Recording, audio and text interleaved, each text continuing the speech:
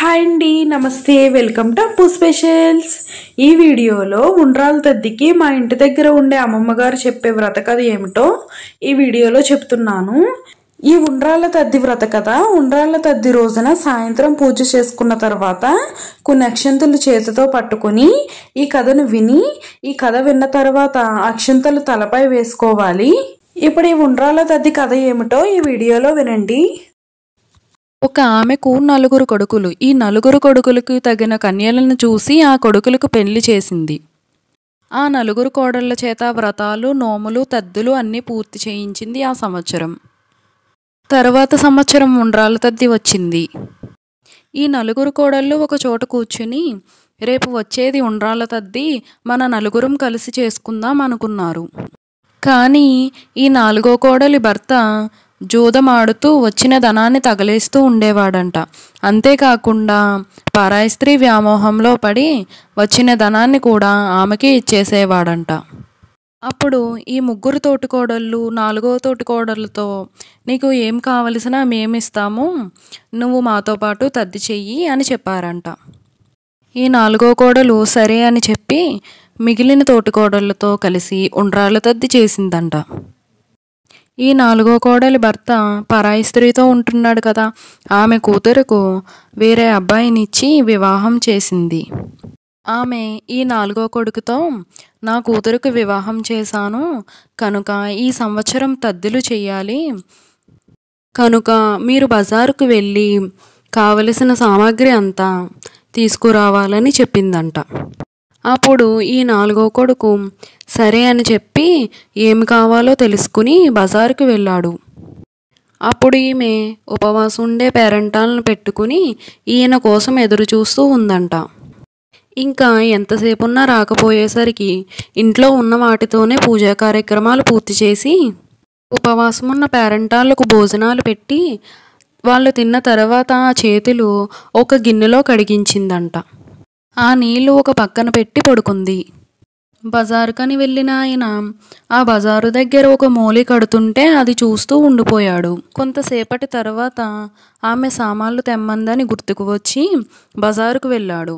ఆ బజారులో ఆయన అడిగిన సామాన్లు కొన్ని మాత్రమే ఉన్నవి, మిగిలినవి లేవు అని చెబితే ఉన్న సామాన్లు మాత్రమే తీసుకుని ఆమె ఇంటికి వెళ్ళాడు. ఇంటికి వెళ్ళి తలుపు కొట్టేసరికి ఆమె లేచి వచ్చి తలుపు తీసింది. అప్పుడు ఆమె అతనిని చూసి, నేను తీసుకురమ్మన్న సామాన్లు నువ్వు ఇప్పుడు తీసుకువస్తావా? అదే నీ భార్య కూతురు అయితే నువ్వు ఇలా చేస్తావా?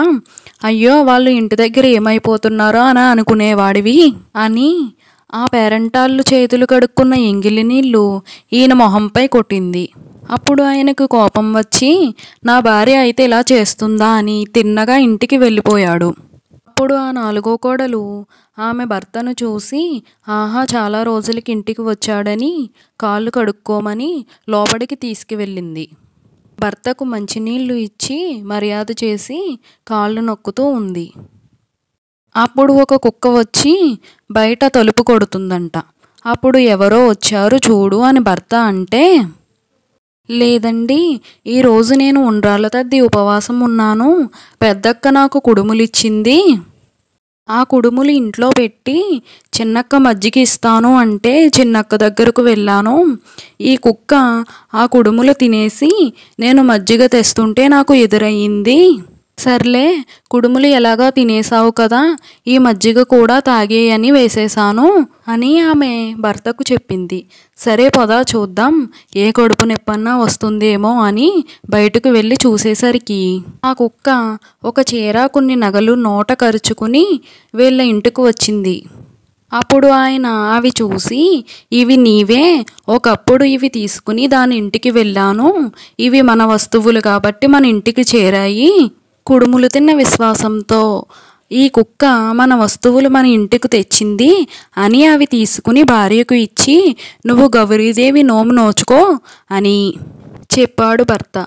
అప్పుడు ఆమె ఆ చీర కట్టుకుని ఆ నగలు పెట్టుకుని గౌరీదేవి నోము నోచుకుని, అమ్మా గౌరీదేవి, నా భర్తను నా దగ్గరకు చేర్చావు, పోయిన వస్తువులు కూడా తిరిగి వచ్చాయి, అఖండమైన ఐదోతనాన్నిచ్చి అష్టైశ్వర్యాలిచ్చి భోగభాగ్యాలిచ్చి రక్షించమ్మ గౌరీమాత అని నమస్కరించి ఈ ఉండ్రాళ్ళ తద్ది నోము నోచుకుంది.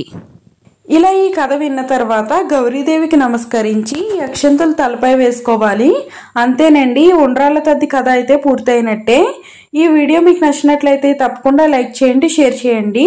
ఇలాంటి మరెన్నో వీడియోస్ కోసం అప్పు స్పెషల్స్ని సబ్స్క్రైబ్ చేయండి. అలాగే పక్కనే ఉన్న బెల్ ఐకాన్ అయితే క్లిక్ చేయండి. అప్పుడే నేను ఏ వీడియో పెట్టినా మీకు నోటిఫికేషన్గా వస్తుంది. Thank you for watching.